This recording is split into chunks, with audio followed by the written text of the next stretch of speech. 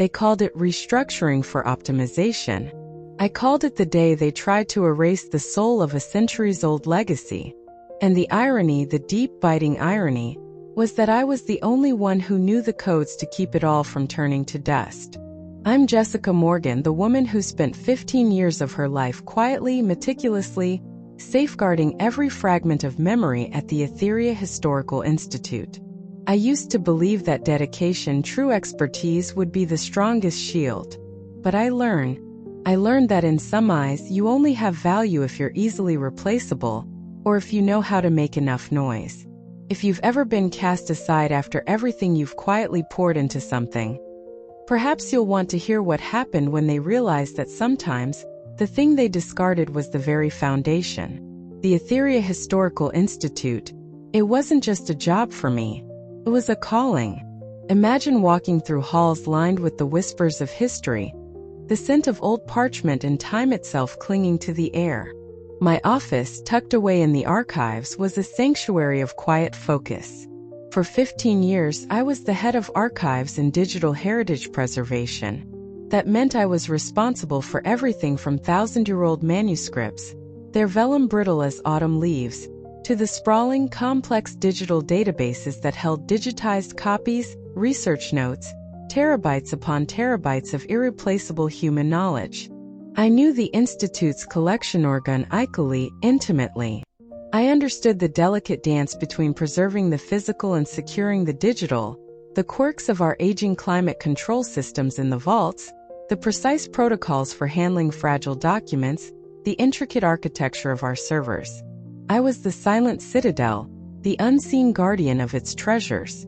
My team was small, dedicated, and like me, we believed in the sanctity of the work. We weren't the ones giving flashy presentations or schmoozing donors. We were the ones in the quiet, temperature-controlled rooms, ensuring that history survived. Then came Mark Jennings. He was appointed the new executive director, a whirlwind of tailored suits, PowerPoint presentations, and a vocabulary peppered with buzzwords like synergy, disruption, and lean operations. He promised a new era of modernization and optimization. Isabel Moreau, our head of outreach and fundraising, was immediately on board, her eyes gleaming at the prospect of bigger budgets for her more visible projects. Dr. Eleanor Vance, the Institute's long-standing president, a respected scholar of the old school, seemed persuaded, or perhaps simply weary of fighting for resources in a world that increasingly valued flash over substance. I felt the shift almost immediately, the subtle recalibration of priorities. Funding requests for essential archival supplies or system upgrades were met with deferrals, while new, glossy outreach initiatives received immediate approval. The quiet hum of the servers in my department, the very heartbeat of our digital collection, suddenly felt a little more vulnerable. I continued my work, of course. I patched the small cracks, updated security protocols with less support, documented everything meticulously, believing, perhaps naively, that the integrity of the work itself would be its own advocate. I thought, if I just kept everything running smoothly, silently, surely they would see its intrinsic value. Heritage, I've always believed, is beyond price. Protecting it isn't just a job, it's a moral responsibility. And I held on to the idea that quiet, meticulous dedication would eventually speak for itself. That truth, in the end, always carries its own weight. The first crack appeared on a Tuesday. I remember the sterile, flickering light of the server room, the unusual pitch of a failing cooling unit. Mark had been pushing for a streamlined update to our primary digital archive system. Something about enhanced user interface and faster access for researchers. Had overridden my concerns about the stability of the proposed platform, eager for a quick win, a tangible sign of his modernization efforts. Or perhaps it was simpler than that. Perhaps funds that should have gone to maintaining our robust, albeit older, server infrastructure were diverted to one of Isabel's lavish donor galas. The exact cause, in the end, was less important than the effect. The system crashed. Hard. Not a flicker, not a slowdown, but a full-blown catastrophic failure. Panic rippled through the Institute almost instantly.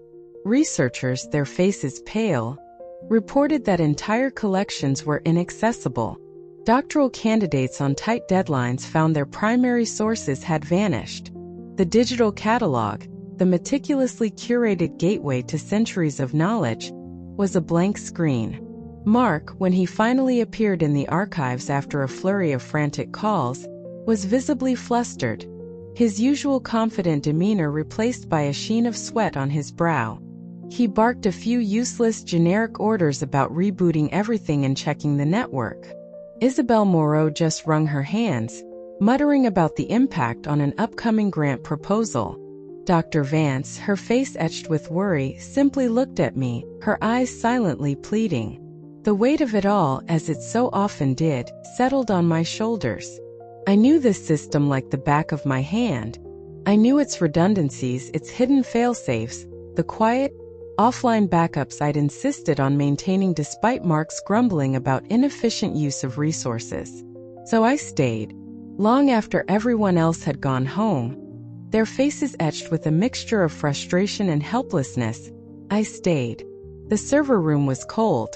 The only sound the frantic whir of fans and the occasional, ominous click from a dying hard drive. I worked methodically, tracing corrupted files, rerouting data streams, coaxing life back into the deadened system. It was like performing surgery on a ghost. Hours bled into one another. The stale coffee in my mug grew cold. My fingers ached, my eyes burned from staring at lines of code. But slowly, painstakingly, I began to pull it back from the brink.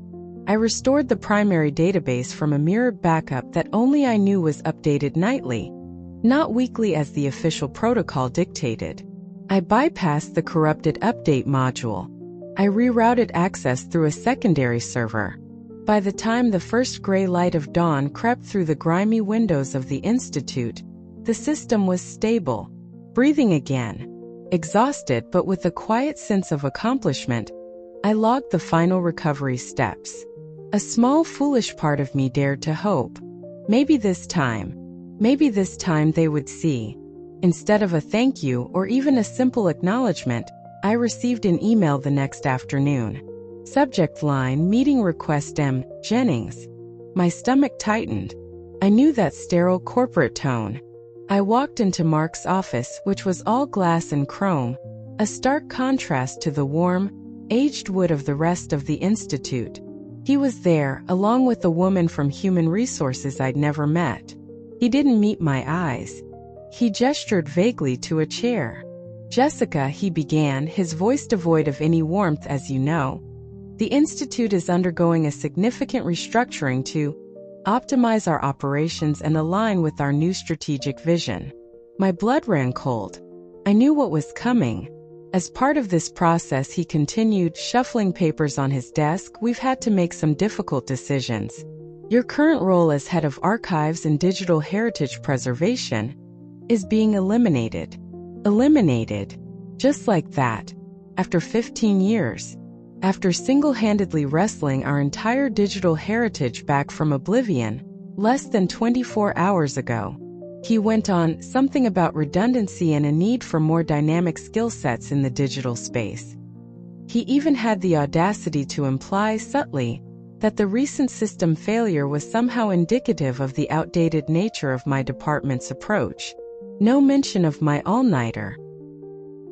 No acknowledgement of the catastrophe ID averted. Just a cold, clinical dismissal. I sat there, stunned into silence. The air in the room felt thick, suffocating. I remembered all the years, all the late nights, all the weekends I'd given, not for praise but for the work itself, for the belief in preserving something vital. Betrayal. It's a quiet, cold thing. Seeps into your bones. Later that day, as I was numbly packing a small box of personal items from my office, a few books, a framed photo, a chipped mug, I saw a printout lying face down in the shared printer tray. Curiosity, or perhaps a premonition, made me pick it up. It was an internal memo, a list of positions slated for phased redundancy under Mark's optimization plan Phase 1. My name was there, dated 2 weeks before the system crash. They had been planning to cut me all along. The crisis, my desperate efforts to save them, it hadn't mattered at all. I was already a ghost in their machine. I saw Sam Green, the young archivist I'd been mentoring, in the hallway. He looked at me, his eyes full of a pained, helpless sort of apology. He opened his mouth as if to speak, then just looked away. Dr. Vance, when I passed her office, offered a brief, uncomfortable nod, her gaze quickly returning to the papers on her desk. The silence from those who knew, those who should have spoken up, that, in some ways, cut deeper than Mark's corporate jargon. Leaving the Etheria Institute for the last time felt surreal. The heavy oak doors closed behind me with a thud that seemed to echo the finality of it all. I carried a small box, not just of my belongings, but of 15 years of dedication, now deemed redundant. There was a strange sort of calm mixed with the ache in my chest. I didn't try to fight it, didn't make a scene. What would have been the point? They had made their decision. I did, however, keep one thing, a small, unassuming USB drive. On it, I had meticulously copied all my procedural notes, system architecture diagrams, specialized scripts I'd written over the years to manage the unique quirks of Etheria's collection, and the critical access protocols. Not for sabotage. That wasn't my way. It was a just-in-case. A backup for my own conscience, a record of the silent work I'd done. I called the folder Legacy JM. It was just a few weeks later when the first whispers reached me. A former colleague, hesitant, almost apologetic, mentioned in an email that things were a bit chaotic in the archives. The new streamlined processes Mark had implemented weren't quite streamlining. Small errors were creeping into the catalog. Retrieval times for digital assets were slowing down. The meticulous cross-referencing system I'd built, which allowed researchers to trace connections between disparate documents and artifacts, was apparently becoming tangled. Sam Green, bless his heart, was the one who started to really see it. He was young, bright, and he'd watched me work. He knew the level of detail, the almost intuitive understanding I had of that vast, sprawling collection. He started finding my old JM signed-off scripts, the little patches and workarounds I'd put in place to keep things running smoothly, things no one else even knew existed. He told me later, much later, that it was like finding hidden keystones in an ancient archway. Remove one, and the whole thing starts to wobble. Isabel Moreau, I heard, was becoming increasingly frustrated. The data she needed for her glossy donor reports was suddenly unreliable. Figures didn't match. Projections were off. She, of course, blamed the archaic systems, never once considering that the archaic system had been held together by a human element that was no longer there. Researchers, the lifeblood of the Institute, began to grumble more loudly. Access was clunky. Files were mislabeled. The digital silence that had once been a hum of efficient operation was now punctuated by glitches and dead ends. The absence of one quiet, meticulous person was beginning to create a very audible echo. The real storm broke about 2 months after I left. It wasn't a sudden dramatic crash like before. This was worse. It was a slow, insidious unraveling. A critical server array, responsible for housing the master copies of several priceless digitized medieval manuscripts, began to fail. Not all at once, but drive by drive. The automated backup system, which Mark's new tech consultant had reconfigured to save costs, hadn't been functioning correctly for weeks. No one had noticed. Or rather, no one with the deep systemic knowledge to understand the warning signs was there to notice. The potential loss was unthinkable. These weren't just files. They were irreplaceable pieces of human history. Word spread through the Institute like wildfire. This time the panic was palpable. Mark Jennings, I was told, was a wreck. His bravado had evaporated, replaced by a desperate, hollow-eyed fear. He alternately blustered and blamed first the hardware, then the software, then, ridiculously, the inherent instability of old data. Isabel Moreau was reportedly frantic, envisioning headlines about lost heritage and the withdrawal of major funding. Dr. Vance. Dr. Vance finally understood the full extent of their mistake. She had allowed a pursuit of superficial efficiency to dismantle the very core of the Institute's integrity. It was Sam Green who, after days of poring over my old documentation, the very documentation Mark had dismissed as unnecessarily complex, realized the true scale of the impending disaster. He also realized that some of the recovery protocols, the deepest failsafes for that particular server array, were tied to encryption keys and access permissions that I, and only I, had fully configured.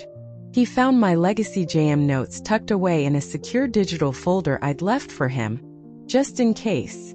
He saw the complexity, the foresight, the layers of protection I had built. And he knew they were in over their heads. That afternoon my phone rang. It was Dr. Vance. Her voice was strained, stripped of its usual academic authority. "Jessica," she began, no preamble, we have a situation. Critical one. She explained, her words tumbling out, the full horror of what was happening. Then came the plea. "We need you, Jessica. The Institute needs you. We'll pay whatever you ask. A consultancy fee, of course. Name your price." The desperation in her voice was a stark contrast to the cold dismissal I'd received just a few months prior. Emails followed from Mark, from HR, each one more urgent, more generous in its offers than the last. They needed the quiet woman they'd cast aside. They needed her now, urgently. I let their calls go to voicemail. I read their emails, each one a testament to their dawning, panicked realization. There was a certain grim satisfaction, I admit. Not a desire for revenge, not really. But a quiet affirmation of what I'd always known. That true value isn't always loud, isn't always dressed in a sharp suit or presented in a slick PowerPoint. Sometimes it's in the meticulous, unseen work that keeps the foundations from crumbling. I took a few days. I thought about it. I thought about the manuscripts, the history they held. That was the part that tugged at me. But I also thought about the dismissal, the disrespect, the casual erasure of 15 years of dedication. Finally, I replied to Dr. Vance's email. It was short, polite. "Dr. Vance," I wrote, "thank you for reaching out. I understand the gravity of the situation. However, I have moved on to new endeavors and am no longer in a position to provide the support the Institute requires. I wish you and Etheria the best in resolving these challenges. I would also recommend, as a matter of urgency, that you ensure any and all system access previously associated with my credentials be thoroughly reviewed and permanently disabled. No demands, no recriminations, just a gentle, unequivocal no." I closed my laptop. The silence that followed from Etheria was profound. For a week. Then the dam truly broke. Key donors, learning of the data crisis and the mismanagement, began to publicly withdraw their support. Several prominent researchers, their work hopelessly stalled, resigned in protest. The carefully constructed facade of Etheria's prestige began to crumble. And then a new door opened for me. Mr. Alastair Finch, president of the Finch National Heritage Foundation, a highly respected private organization known for its serious, impactful work in preservation, contacted me. He'd heard about the situation at Etheria through the academic grapevine. He also knew through a former colleague of mine who now worked with him about my expertise, my quiet dedication. "Ms. Morgan," his email began, "I've been following developments with some concern.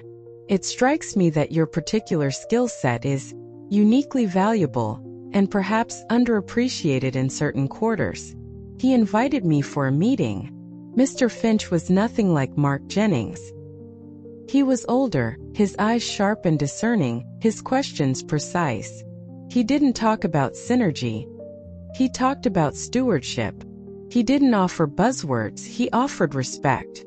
He offered me the role of Director of Digital Heritage Programs for the Finch Foundation, with full autonomy to build a new state-of-the-art preservation initiative, a generous salary, and most importantly, an environment where expertise was valued, not optimized away.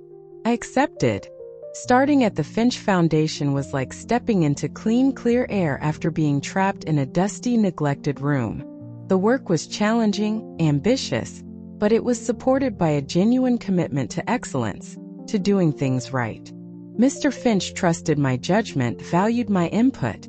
My team was small but brilliant, and eager to build something truly lasting.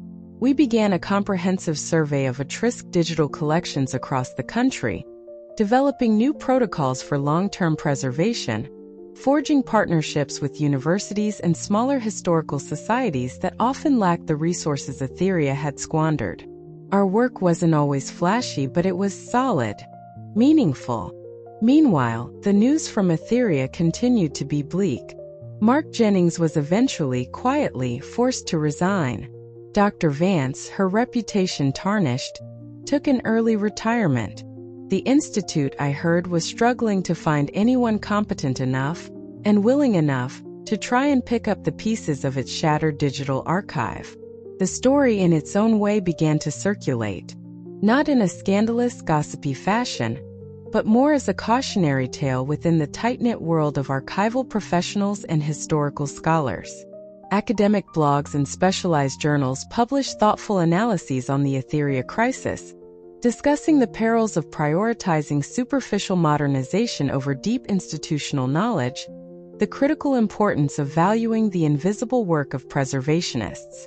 Sam Green, who had also left Etheria shortly after I did, never spoke ill of them publicly, but I know he shared his experiences, his observations, with a few trusted colleagues. He highlighted the meticulous systems I'd built, the foresight I'd shown, the quiet dedication that had been so carelessly dismissed. He didn't have to name names. The truth had a way of seeping out, like water finding its own level. My name, Jessica Morgan, began to be associated not with failure, but with a quiet, steadfast competence that had been proven, tragically for Etheria, by its absence. Heritage, it seemed, was indeed speaking for itself. A year later, I was invited to give a keynote address at the National Digital Preservation Conference.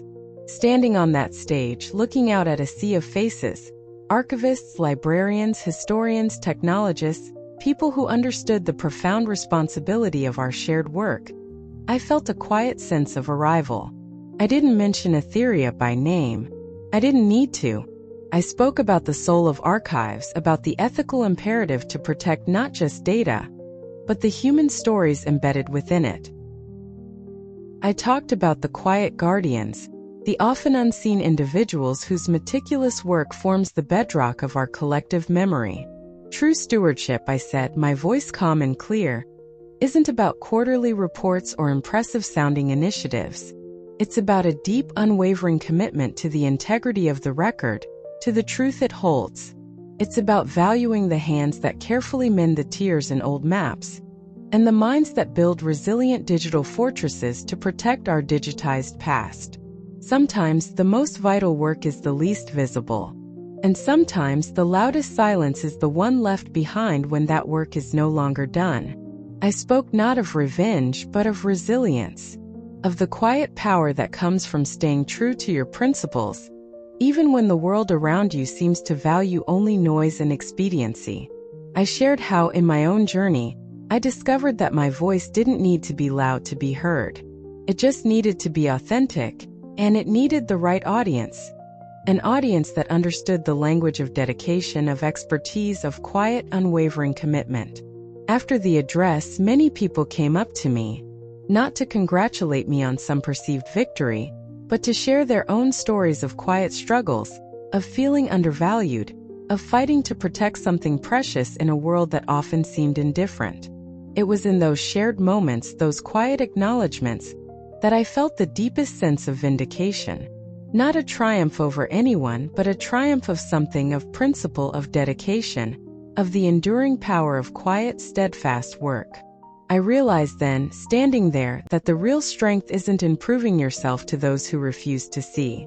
It's in living your truth, in doing the work that matters, and letting that integrity, that quiet passion, speak for itself.